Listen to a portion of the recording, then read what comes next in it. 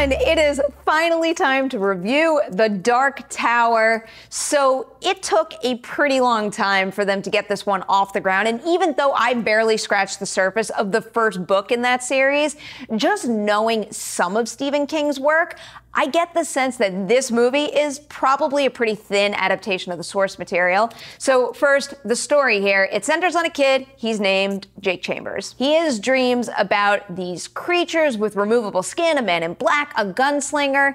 His mother assumes they have something to do with the fact that his father passed a year before, and she tries to help him out by sending him to therapists, but little does she know that Jake's dreams are actually the real deal, and in another realm called Midworld, there really is a man in black, and he's really trying to destroy a tower and unleash the darkness that tower keeps out. The premise here works, and it actually works right off the bat.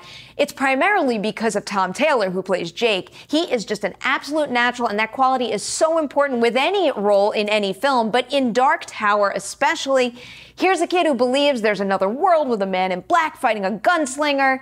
Similar to how his mother responds in the movie, that's a lot for any person to swallow and believe, but the way Taylor conveys the information and responds to the details as they unfold, it makes the whole concept surprisingly digestible, so it works on that level. But the problem is, the film kind of stops dead in its tracks there. Every plot point, every character, every piece of world building is just surface level. I think the most depth I saw throughout the film came from Taylor by himself, and then the chemistry he's got with Elba and with Catherine Winnick, who plays Jake's mother, and she does a lot with a limited amount of screen time. Otherwise, though, it is what it is, and it's especially disappointing because Midworld is just full of very, very interesting things that I wanted to learn more about. I would have loved to learn more about, let's say, folks like Claudia Kim's character, who's a seer. There's clearly a very rich history also between the gunslingers and their enemies, and it's pretty much just reduced to a small handful of flashbacks and some exposition. I also found the creatures that could remove their skin fascinating. We learned very little about them. The same goes for the Man in Black's team. Really, the list of things that piqued my interest, but I learned so little about is just, it goes on and on and on. And it includes the mechanics of Midworld too.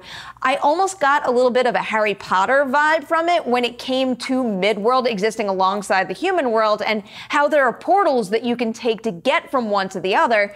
Sticking with that Harry Potter example, the first movie in that series presented those rules and the geography of the two different worlds in a really, really exciting, engaging way, but The Dark Tower doesn't really come anywhere close to making it work as well. There's highs and lows when it comes to the visuals in the movie too.